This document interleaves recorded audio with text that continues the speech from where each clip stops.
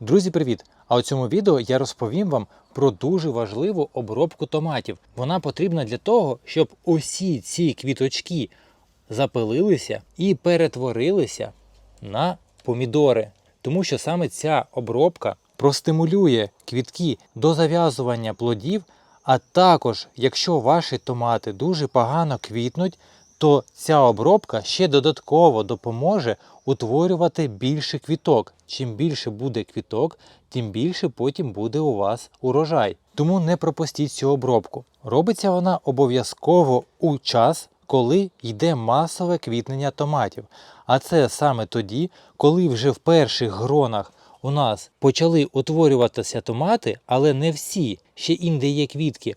Але ще у нас поутворювалися додаткові грона, і вони саме зараз квітнуть. Як ви можете бачити, мої томати максимально зараз квітнуть. І це стосується усіх томатів, як індетермінантних, які ми вирощуємо у теплиці високорослі, а також детермінантні, які ми вирощуємо в городі, які мають обмежений зріст. Але це все одно допоможе вашим томатам утворювати більше квіток і закладати великий врожай. А для цієї обробки я буду використовувати борну кислоту, тому що саме вона являє собою найкращим стимулятором для рослини, щоб збільшити врожай. Виробник не має значення. А також борну кислоту потрібно правильно розводити. Для цього нам потрібна буде невелика ємкість. Я беру півлітрову банку і гаряча вода. Тому що борна кислота не розчиняється у холодній воді. А якщо вона погано розчиниться, кристали борної кислоти можуть нанести опіки для рослини. І мені для цього знадобиться всього 5 грамів борної кислоти.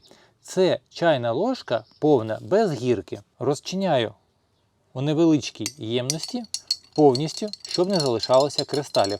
Вона у гарячій воді розчиняється дуже швидко. І ми не побачимо на дні ніяких кристалів, а також мутної води. Вона повинна бути повністю прозора. І 5 грамів борної кислоти вистачить, щоб зробити 10 літрів такого підживлення. Вода в мене тепла, з бочки.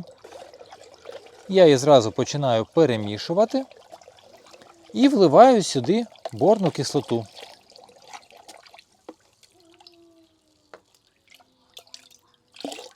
Тепер нам залишається перемішати. Беремо оприскувач. Я буду використовувати маленький, тому що томатів в мене не дуже багато. Але це підживлення можна застосовувати ще по огіркам, баклажанам, солодкому перці, моркві, бурякам. Тому що, окрім тих властивостей, про які я вам тільки що розповідав, борна кислота володіє ще фунгіцидною дією, а на корнеплодах дозволяє збільшити сам врожай. Заливаю цей засіб у оприскувач і йду оприскувати томати. Оприскування краще проводити або рано вранці, або ввечері, щоб не було прямих сонячних променів. Тому що на листях томатів краплі, які позалишаються, можуть залишити опіки. А також, коли на дворі спека, а ви будете робити це оприскування, воно не буде встигати вбиратися у листя, а буде випаровуватися. І не буде дуже ефективним для ваших рослин. Оприскувати потрібно всю рослину.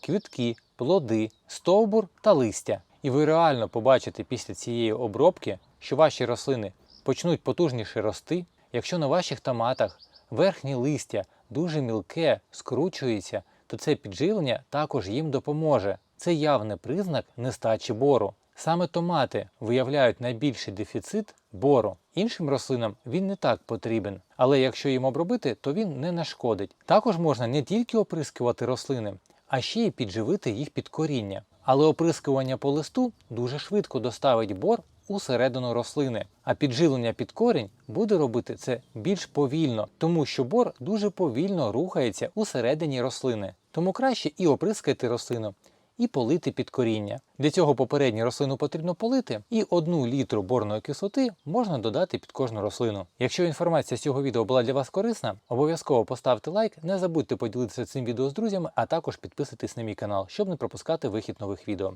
Я вам бажаю вдалого дня і зустрінемось у наступних відео.